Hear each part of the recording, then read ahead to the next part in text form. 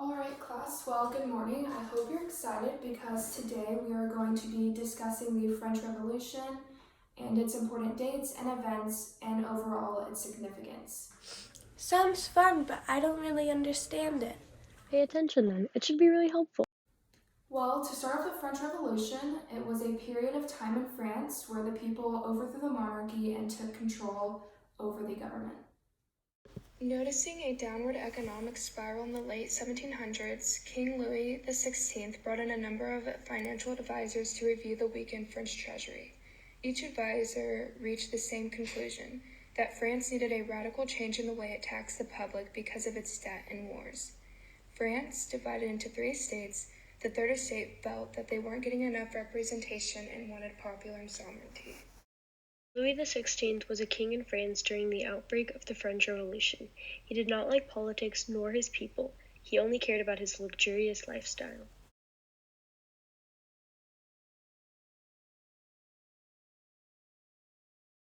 I need everyone to settle down so we can begin.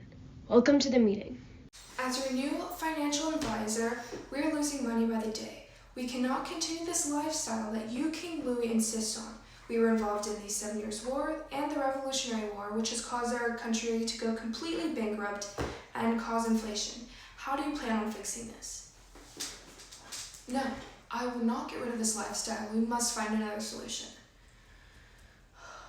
Well, what if we raise taxes for everyone, including the first and second estate, in order to have a better nation again? This seemed to be a good plan, however the third estate was not at all pleased by this. Yeah, and why didn't they like it? Well, the third estate represented the lower class, such as the bourgeois, city workers, peasants, and mostly known as the commoners of the nation. The third estate made up 80% of the population, however they were mistreated the worst, especially by the first estate of the clergy and the second estate of the nobles and aristocrats. They were also forced to pay half of their income towards tax purposes. As we can all see, this upset many of them because they weren't making as much money as the other estates and were also not able to support their families. As we can all see, their frustration with this. How did they react to this? I guess we'll just have to wait and see. French civilians in the National Assembly were tired of the poor care of the bankrupt society, and to show their anger they decided to attempt to destroy the prison of Bastille. This attack was seen as a symbolic attack and a show of power. What's the National Assembly? After the Estates General met, the Third Estate demanded more representation, but after they were denied, they decided to take matters into their own hands and form a new legislative body, alongside with a few members of the First and Second Estate. Seceding from the Estates General on June 17, 1789, to gain sovereignty and form a new constitution, also known as the National Assembly. Since the Tennis Court Agreement on June 20th, 1789, they made an oath to write a new constitution for France and to reform the administrative, constitutional, and economic state of the nation, and they would not separate until they fulfilled that job. Did the National Assembly ever create anything else significant? Well, their members were the main leaders and driving force of the revolution. Later on, the National Assembly created the Declaration of the Rights of Men and Citizens August 26, 1789, which granted sovereignty to all Frenchmen. In the Declaration, it states that liberty is a natural and given right to all men. Oh, this is all starting to make sense now. The National Assembly was successful in creating their constitution on August 24, 1789, and abolishing their old social order, along with providing overall more rights to the people as a constitutional monarchy. However, as efforts of resistance were seen by the nobility, the Assembly had to declare war amongst them. This changed the government to a new political party, the Convention, who abolished the monarchy and the Declaration of France as a republic, which abolished the monarchy and helped to rally the French people into joining the fight.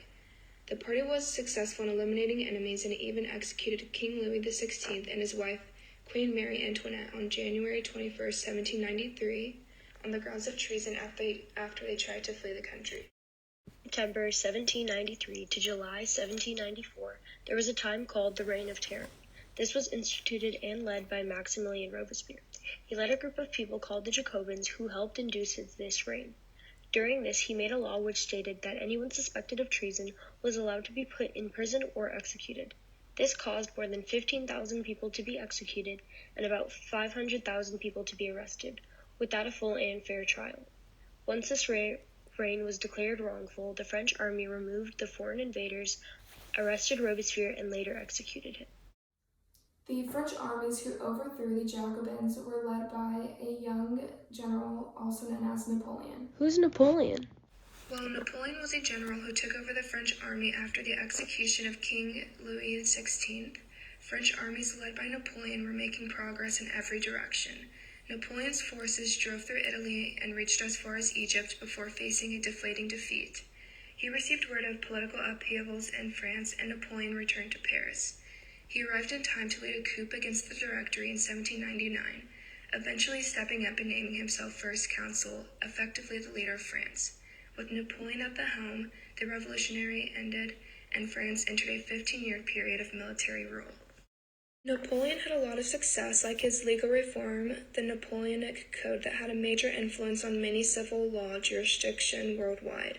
But typically, he's best remembered for his role in the wars led against France by a series of collisions, the Napoleonic Wars. He established rule over most of continental Europe and sought to spread the ideals of the French Revolution while consolidating an imperial monarchy. Due to his success in these wars, often against numerically superior enemies, he's known as one of the greatest military commanders of all time. What happened after the revolution? Did it end? Well, it ended during his reign around 1799, and by then, France completely abolished the monarchy and established a new democratic government. Although some influence from the ancient regime returned, overall most of the people had more influence and rights than before the revolution. What happened to Napoleon after? After the revolution ended, Napoleon continued to expand and conquer with his enemy, but eventually he was stopped by groupings of his enemies and was exiled. Napoleon tried to regain power, but once again they exiled him to the island of Elba. Alright, well that's all we have time for today, but I hope I didn't bore you too much, and I hope you learned a lot about the French Revolution today. Wow, I can't believe France went through all of that. I had no idea. Yeah, the only thing I knew about France were the French fries. Why do I even talk to you? Just because it has the name French doesn't mean it's actually French, you idiot.